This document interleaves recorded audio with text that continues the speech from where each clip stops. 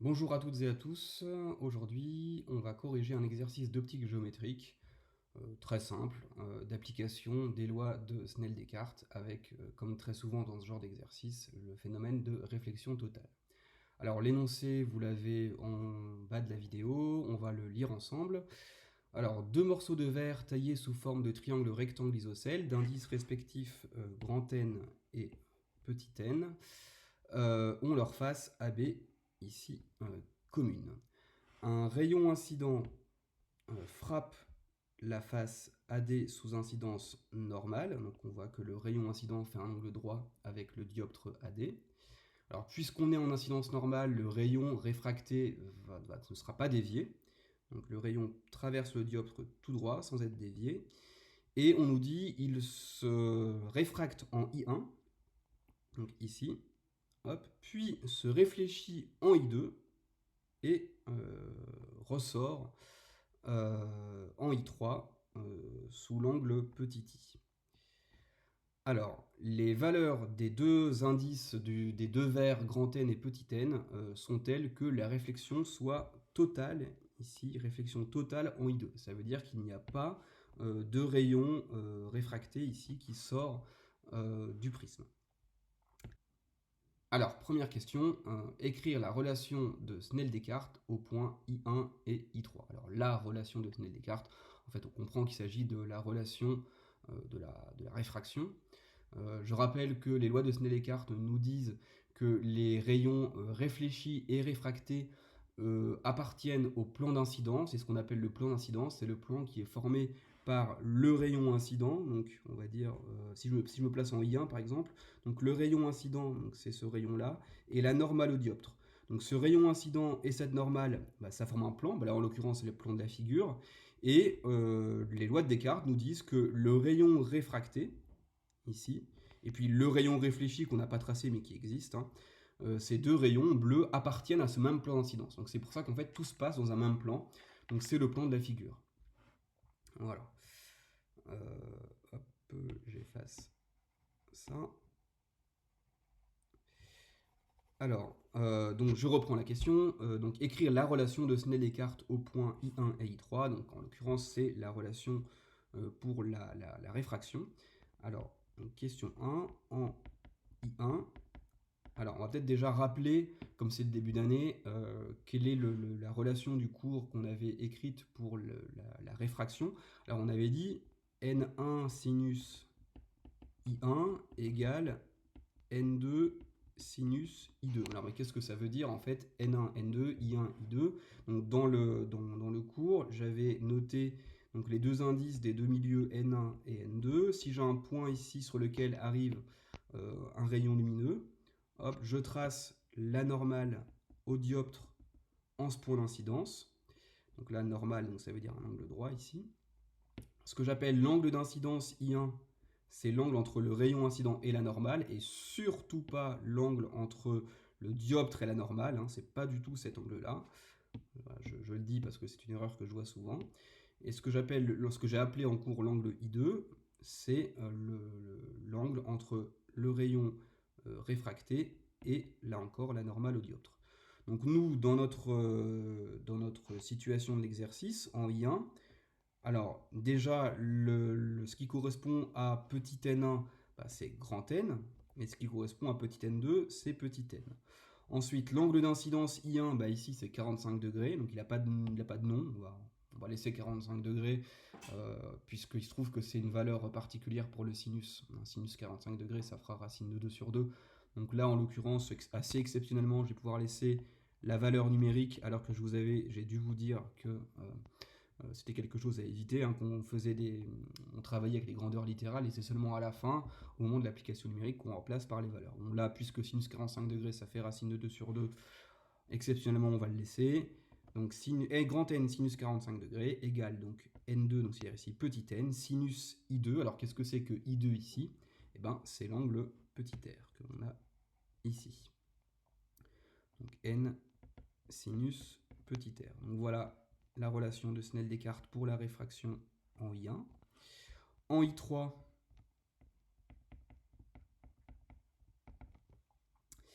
Alors I3, c'est ici. Hop, je vais effacer mes gribouillis ailleurs. Donc le rayon incident, c'est celui-ci, donc il fait un angle β avec la normale, et le rayon réfracté fait un angle I avec la normale. Les deux indices, c'est petit n, l'indice du verre du prisme blanc ici, et puis le milieu d'arrivée ici, en fait c'est l'air ici, hein. C'est pas indiqué dans l'énoncé, ils auraient pu l'indiquer, c'est l'air d'indice 1. Hop. Donc si j'écris la loi de Snell-Descartes, donc ça nous fait petit n sinus bêta égale, alors n2, donc qui est ici 1, l'indice de l'air. Donc là encore, c'est un cas un peu particulier en optique géométrique, qu'on a un indice qui vaut 1, donc typiquement pour l'air ou pour le vide, on peut directement mettre sa valeur 1. C'est un peu inhabituel en physique, on s'autorise à faire ça puisque c'est une grandeur sans dimension. Pour le vide, c'est rigoureusement 1. Pour l'air, c'est 1,0003. Bon, avec les chiffres significatifs qu'on garde, on peut arrondir à 1. Et on va laisser, du coup, ça fait 1 fois sinus i, donc c'est-à-dire sinus i.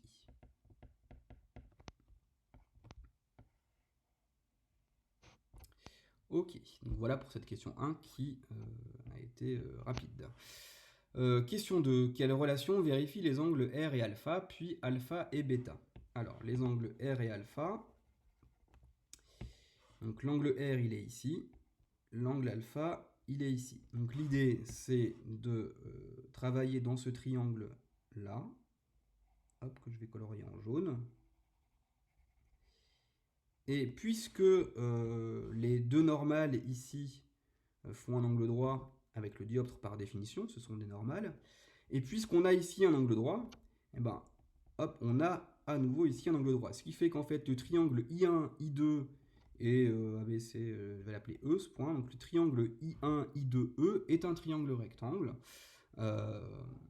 Alors même s'il n'était pas rectangle, j'aurais même pas besoin qu'il soit rectangle en fait. Simplement, ce que je vais utiliser, c'est le fait que la somme des angles dans un triangle, c'est 180 degrés. Donc, c'est ça qui va me permettre d'avoir une relation entre R et alpha. Donc, ça va nous faire R plus alpha plus l'angle en E, c'est-à-dire 90 degrés, comme on vient de l'expliquer. Donc, égale la somme des angles dans un triangle, c'est-à-dire 180 degrés. Donc si je simplifie, ça fait R plus alpha égale donc 180 moins 90, 90 degrés. Hop, voilà.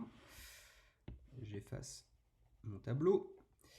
Et puis deuxième partie de la question, une relation entre l'angle alpha et l'angle bêta. Alors là, c'est un peu plus délicat parce que l'angle alpha, il est ici, l'angle bêta, il est ici. Donc l'idée, c'est de prendre en compte, de considérer ce triangle-là, que je colorie en jaune. Alors c'est pas du tout un triangle rectangle cette fois-ci, mais on va quand même utiliser le fait que la somme des angles dans un triangle fait 180 degrés. On connaît déjà cet angle-là, c'est 45 degrés, c'est la forme du prisme, il est comme ça, c'est dans l'énoncé. Alors que vaut cet angle-là ici? Et que vaut cet angle-là ici? Alors cet angle-ci, c'est facile, puisque ici j'ai 90 degrés, et bien du coup je vais avoir 90 moins bêta ici, 90 degrés moins bêta. Et alors maintenant ce troisième angle en I2, alors que vaut cet angle ici? Alors cet angle ici, d'après la loi de la réflexion, ici on a alpha, donc là c'est un argument physique, hein, c'est pas un argument géométrique, c'est la loi de Descartes pour la réflexion qui nous dit que cet angle-là que je viens de dessiner c'est alpha, et donc puisqu'ici il nous reste le complémentaire à 90 degrés, donc on va avoir 90 degrés moins alpha. Et ensuite il ne nous reste plus qu'à écrire la somme des angles dans un triangle qui vaut 180 degrés, donc ça nous fait 90 degrés moins alpha, plus, alors les parenthèses sont des parenthèses pédagogiques, entre guillemets, elles ne sont pas utiles ici, mais c'est plus pratique pour voir ce que je fais. Donc plus le deuxième angle, 90 degrés moins bêta, plus 45 degrés, égale, donc la somme des angles dans un triangle, 180 degrés. Ok, je simplifie, 90 plus 90 plus 180 égale 180 degrés. Donc il nous reste finalement moins alpha moins bêta plus 45 degrés égale 0, c'est-à-dire alpha plus bêta égale 45 degrés. Donc voilà notre relation entre les deux angles alpha et bêta. Nous passons donc à la question 3. Alors, question 3, quelle relation vérifie grand N et alpha pour que la réflexion soit totale limite en I2? Donc en I2, c'est ici.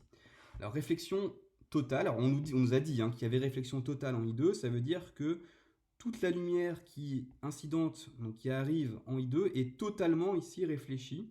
Donc il n'y a pas de rayon réfracté ici qui part.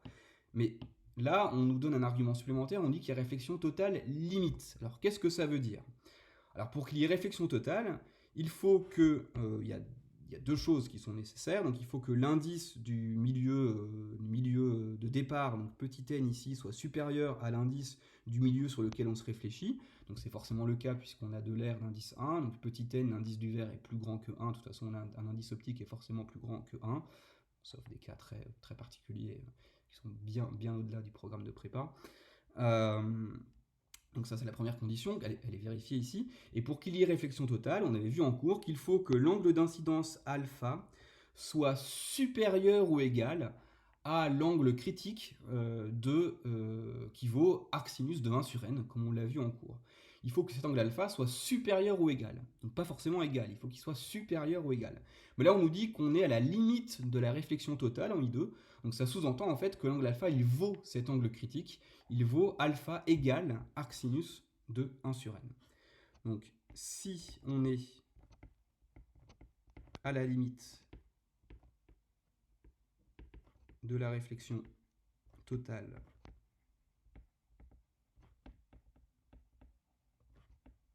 en I2, donc on a alpha égale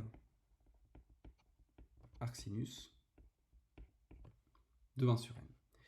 Alors, on n'a pas complètement répondu à la question, puisque la question, c'était une relation entre grand N et petit n. Là, j'ai une relation entre petit n et alpha. Alors, ce que je peux faire, c'est... alors déjà, je vais remplacer... enfin, je vais utiliser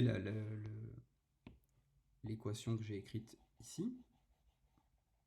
Hop. Donc on a, je vais la recopier ici, donc on a n sinus 45 degrés. Alors d'ailleurs, j'avais dit que je le remplacerais. Sinus 45 degrés, c'est racine de 2 sur 2.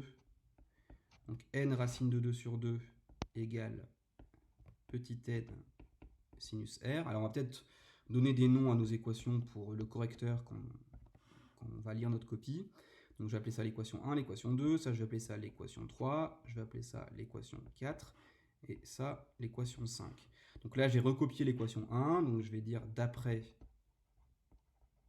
1. Donc c'est à la fois bien pour vous parce que ça vous permet de suivre votre calcul pour voir où vous en êtes, et puis c'est aussi très bien pour le correcteur qui va corriger votre copie, et plus vous lui facilitez le travail pour comprendre ce que vous faites, plus vous avez de chances d'avoir les points à la question. Donc vraiment faites attention à ça, quoi. Voilà, donc attention à la rédaction. Donc grand N racine de 2 sur 2 égale petit n sinus r, d'après l'équation 1. Alors ensuite, je vais utiliser l'équation 3, qui est ici, r plus alpha égale 90 degrés. Donc là, c'est juste de la manipulation d'équations. Il n'y a pas vraiment de physique pour l'instant dans cette question, dans ce début de question 3, c'est juste du calcul bête, quoi.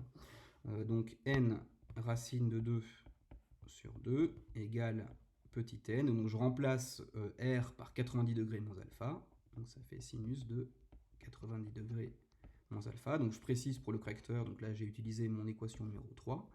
Donc d'après 3. Alors 90 degrés moins alpha, sinus de 90 degrés moins alpha, ça se simplifie.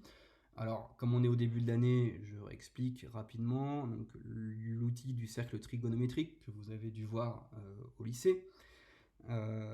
Alors c'est pas quelque chose à faire sur la copie, ça, c'est quelque chose que vous faites au brouillon. Alors le cercle trigonométrique, c'est un cercle de rayon unité. Hop, sur l'axe des abscisses, on lit le cosinus, sur l'axe des ordonnées, on lit le sinus. Alors l'idée, c'est de dessiner un angle x quelconque, on va dire un angle ici, alors là ici c'est alpha, un angle alpha quelconque, alors prenez-le plus petit que 45 degrés. Et puis nous, on veut le sinus de 90 degrés moins alpha. Donc 90 degrés moins alpha, hop, c'est ça. Donc là, j'ai 90 degrés moins alpha. Alors, si je veux le sinus de 90 degrés moins alpha, bah, je le lis sur l'axe des ordonnées. Donc, on voit que c'est quelque chose de un tout petit peu plus petit que 1. C'est proche de 1, c'est un peu plus petit. À quoi ça correspond pour le cosinus de alpha? On voit que ça correspond... à quoi ça correspond pardon, pour l'angle alpha? On voit que ça correspond à son cosinus. Voilà, donc sinus de 90 degrés moins alpha, c'est cosinus de alpha. Bon, ça, normalement, ça prend 10 secondes. Hein. C'est pas quelque chose qui doit vous prendre beaucoup de temps. Donc, n cosinus alpha, donc égale grand N racine de 2 sur 2. Alors, la question était une relation entre grand N et alpha. Bon, bah, et en fait, il faut quand même un petit n, hein, on va pas pouvoir faire autrement. Donc, c'est cette relation-là, on l'a trouvée. Hop. Ensuite, en déduire une relation entre grand N et petit n. Bah, là, l'idée, c'est de remplacer alpha par petit n, donc, grâce au fait qu'on est à la limite de la réflexion totale. Donc, hop, j'ai l'équation numéro 5, je sais que alpha vaut arcsinus de 1 sur n. Donc, ça nous fait n racine de 2 sur 2 égale petit n cosinus de arcsinus de 1 sur n. Alors, cosinus de arcsinus, c'est pas très joli, et puis ça se simplifie. Donc, pour simplifier ça, on va transformer notre cosinus en sinus avec la relation fondamentale de la trigonométrie. Donc, je développe les calculs au brouillon, puisque c'est le début de l'année, mais c'est quelque chose normalement qui doit se faire très rapidement. Hein. Donc, quel que soit x, on a cos carré x plus sinus carré x égale 1. Donc, si je veux transformer mon cosinus en sinus, ben, je vais dire que cosinus x, c'est égal à la racine carrée de 1 moins sinus carré x. Je rappelle que sinus carré x, hein, cette notation sinus carré de x, ça veut dire en fait sinus de x au carré. Hein, peut-être que je vais le réécrire en dessous, hein, c'est une notation. En fait, sinus carré x, c'est simplement sinus x au carré. Bon, là, je vous apprends rien, j'imagine que c'est quelque chose que vous avez déjà vu au lycée. Bien. Eh bien, il suffit de remplacer maintenant dans mon calcul sur ma feuille. Donc, n racine de 2 sur 2 égale n. Donc, je remplace le cosinus par racine de 1 moins le sinus de l'arcsinus de 1 sur n.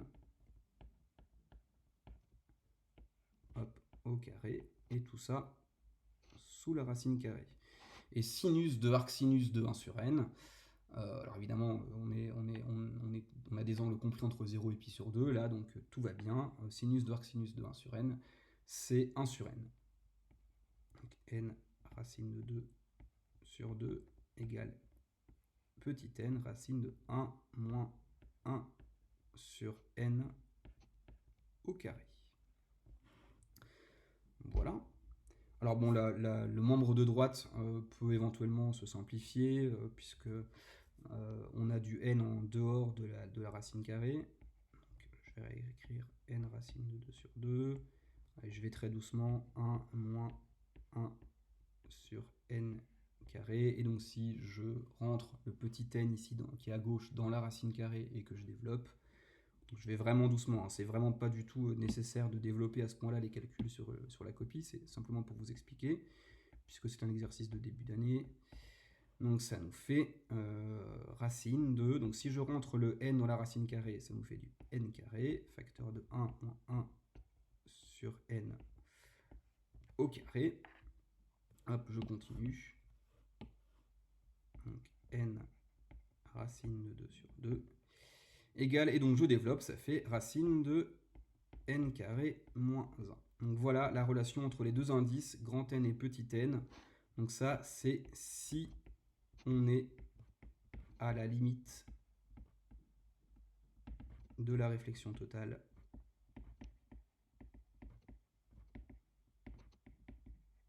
en I2.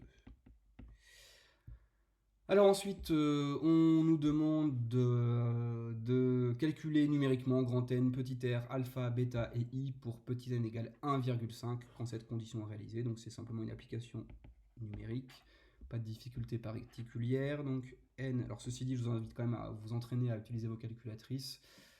Les erreurs d'application numérique, c'est fréquent et c'est dommage parce que ça fait perdre des points bêtement. Donc là, en l'occurrence, faites attention quand vous utilisez des fonctions trigonométriques, attention au mode degré ou radian de votre calculatrice. Donc n égale 1,5. Pour petit n égale 1,5, on nous demande de calculer grand N. Alors grand N, il suffit d'isoler grand N dans l'équation encadrée juste au-dessus, là qu'on vient de trouver. Donc ça fait grand N égale 2 racine de n carré moins 1 sur 2. Hop. Et si je fais l'application numérique, alors bon, déjà le 2, on pourrait le rentrer dans la racine carrée, bon, peu importe, c'est pas grave. Enfin, allez, si on va le faire. Donc ça fait racine de 2 facteur de n carré moins 1. Voilà.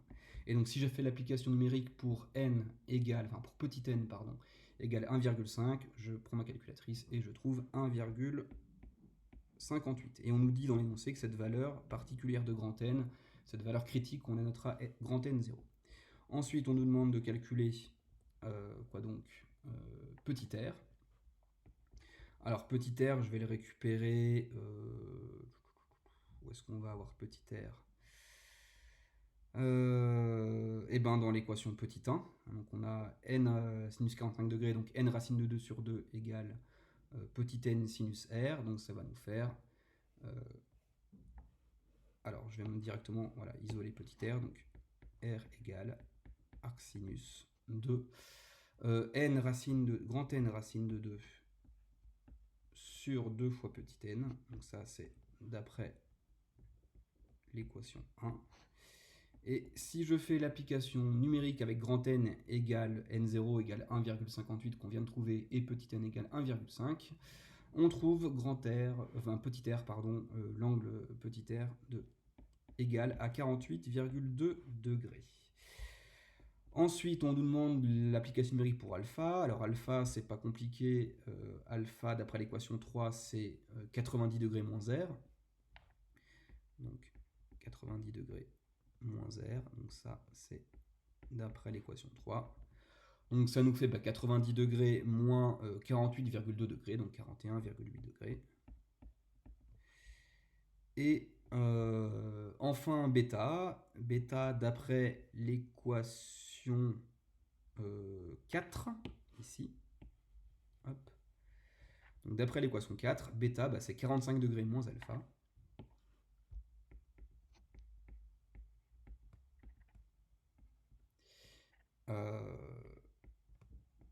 Voilà. Et donc ça nous fait 45 degrés moins alpha avec alpha qui vaut 41,8. Donc 45 moins 41,8, ça fait 3,2. Donc 3,2 degrés. Ok. Alors, ensuite, non, c'est pas terminé. On nous demande encore l'angle I. Alors, l'angle I, on va le récupérer dans l'équation 2. Voilà. Donc, si j'isole I, donc je passe à l'arcsinus, donc ça fait I égale arcsinus de petit n sinus bêta. Donc, arcsinus de petit n sinus bêta. Donc ça, c'est d'après l'équation 2. Et si on fait l'application numérique avec les valeurs, donc petit n égale 1,5, pardon, et bêta égale 3,2 degrés, on trouve I égale 4,8 degrés. Attention à bien mettre la calculatrice en mode degré, puisque ici, manifestement, on travaille en degrés. Alors la suite de la question est la suivante. Pour que la réflexion soit totale en I2, l'indice grand N doit-il être plus grand ou plus petit que cette valeur critique de N0 qu'on vient de calculer? Donc, on veut qu'il y ait réflexion totale en I2. Là, ce qu'on a calculé à l'instant, c'est les valeurs des différents paramètres pour lesquels la réflexion en I2 est une réflexion totale limite. Mais donc ce qui correspond en fait à un angle alpha qui vaut pile arcsinus de 1 sur petit n.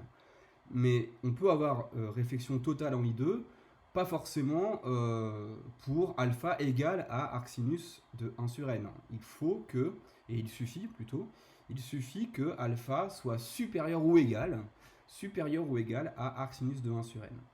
Donc la question c'est, si je fais augmenter la valeur de l'indice grand N ici, est-ce que la valeur de l'angle alpha ici va augmenter ou bien diminuer? C'est ça la question en fait. Alors, on peut voir ça d'un point de vue purement mathématique. Donc si on augmente n, alors d'après la relation 1 qui relie grand N et petit r, je rappelle que l'indice petit n lui est maintenu constant, donc d'après 1, on a grand N, alors sinus 45 degrés, donc racine de 2 sur 2, égale petit n sinus r. Donc si on augmente n, d'après cette relation, eh bien, du coup, sinus r augmente, puisque petit n est un nombre positif. Donc si on augmente r, alors d'après 1, sinus r augmente. Et donc, si sinus r augmente aussi. Pourquoi? Parce que la fonction sinus est une fonction croissante entre 0 et pi sur 2. L'angle r, il est défini entre 0 et pi sur 2, de toute façon, ici. Donc, comme la fonction sinus est croissante entre 0 et pi sur 2, elle conserve l'ordre. Donc, si sinus r augmente, c'est que r augmente aussi. Et donc, r augmente aussi. Il faut bien préciser, la fonction sinus étant croissante entre 0 et pi sur 2.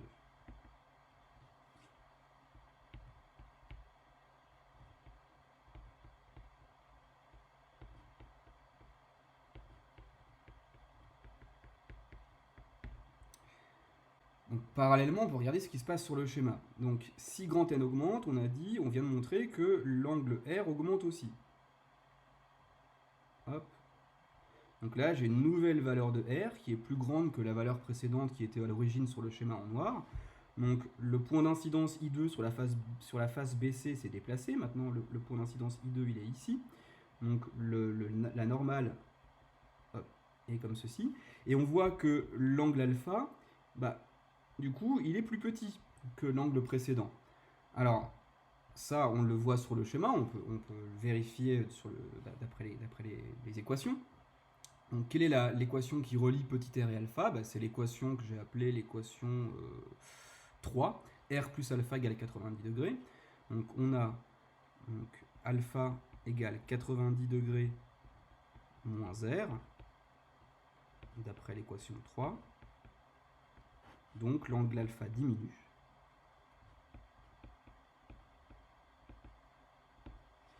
Et donc, c'est ce qu'on avait constaté sur le schéma. Donc si l'angle alpha diminue, eh bien, il va se retrouver plus petit que la valeur critique de arc sinus de 1 sur n, et donc il n'y a plus réflexion totale. Donc si on augmente n à partir de la valeur critique de n0, évidemment, je ne l'ai pas écrit, à partir de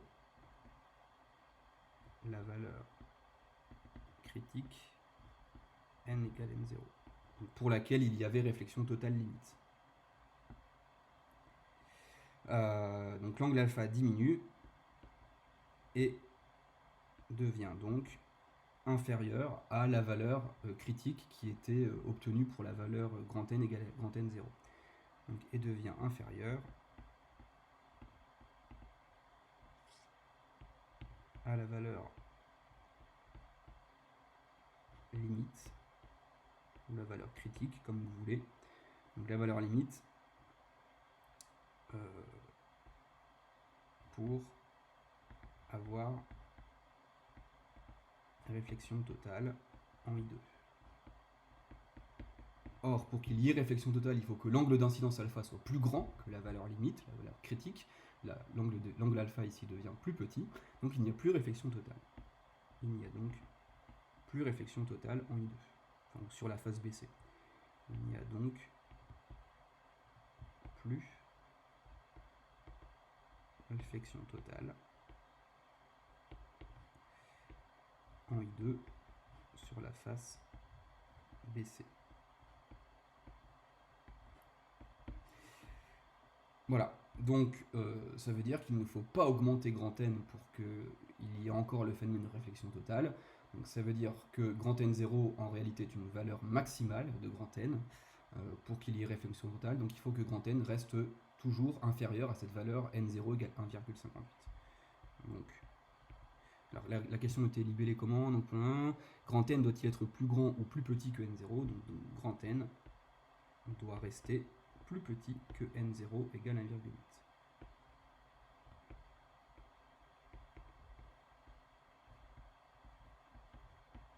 1,58.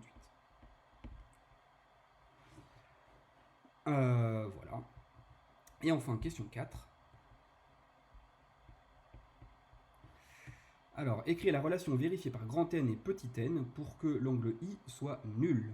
Alors, l'angle I est nul. Donc, c'est l'angle de sortie en I3. Donc, si l'angle I ici vaut 0, donc ça veut dire que le rayon va ressortir hop, normalement au dioptre. Donc, si I vaut 0, ça veut dire que bêta vaut 0 aussi. Donc, voilà. Donc, on arrive ici. Et puisque on a un angle droit ici, et que ici on a 45 degrés, somme des angles dans un triangle 180 degrés, donc ça veut dire que ici encore on a 45 degrés. Donc si je trace la normale au dioptre, ça veut dire que on a ici un angle de réfraction de 45 degrés, 90 moins 45. Donc l'angle d'incidence alpha ici vaut aussi 45 degrés. Or, on nous disait que le rayon arrivait de la gauche sous incidence normale. Donc incidence normale, ça veut dire qu'il n'est pas dévié ici quand il traverse la face AD. Et donc, le rayon arrivait ici horizontalement sur la figure. Or, il est censé sortir du prisme gris horizontalement aussi. Donc, ça veut dire qu'en fait, il est censé ne pas être dévié lorsqu'il traverse le prisme, le dioptre AB. Pourtant, le rayon n'arrive pas sous incidence normale, ici, au niveau de ce point, de ce nouveau point I1. Donc, la seule manière pour que le rayon ne soit pas dévié alors qu'il n'arrive pas sous incidence normale sur le dioptre, c'est qu'en fait, c'est que ce ne soit pas un dioptre, c'est-à-dire que les deux milieux aient le même indice, c'est-à-dire que grand N est égal à petit n. Et donc dans ce cas-là, on a le schéma, la marche du rayon lumineux que je viens de tracer en bleu ici.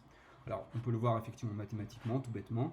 Donc si je remonte les équations, donc si I égale 0, eh bien d'après l'équation 2 qui relie l'angle I et l'angle bêta, c'est la relation pour la réfraction au niveau du point I3. Donc n sinus bêta égale sinus I. Donc si I vaut 0, eh bien bêta vaut 0 aussi. Donc ça, c'est d'après la relation 1, j'ai dit. Non, la relation 2, pardon. Hop. Si bêta vaut 0, eh bien pareil, on remonte les équations. Donc alpha, que va valoir alpha? Alors, qu'est-ce qui relie alpha et bêta? C'est l'équation 4. On a alpha plus bêta égale 45 degrés. Donc alpha égale donc 45 degrés moins bêta égale 45 degrés d'après l'équation 4. Si bêta vaut 45 si alpha vaut 45 degrés, que vaut R? Eh bien là j'utilise l'équation 3. Donc R plus alpha égale 90 degrés. Donc R ça va être 90 degrés moins alpha, c'est-à-dire 90 moins 45, c'est-à-dire 45 degrés, d'après l'équation 3. Et enfin, que vaut grand N? Là, je vais utiliser l'équation 1. Donc n racine de 2 sur 2 égale n sinus R. Donc ça nous fait n sinus R sur racine de 2 sur 2. Sinus 45 degrés, c'est racine de 2 sur 2 justement, donc ça fait, donc là les deux se simplifient, tac, tac, et donc ça fait grand N égale petit n. Donc les deux indices sont égaux nécessairement pour que le rayon ressorte du dispositif comme ça avec un angle petit i de 0 degré. Voilà pour cet exercice très simple d'application des lois de Snell-Descartes. Merci pour votre attention, bon travail.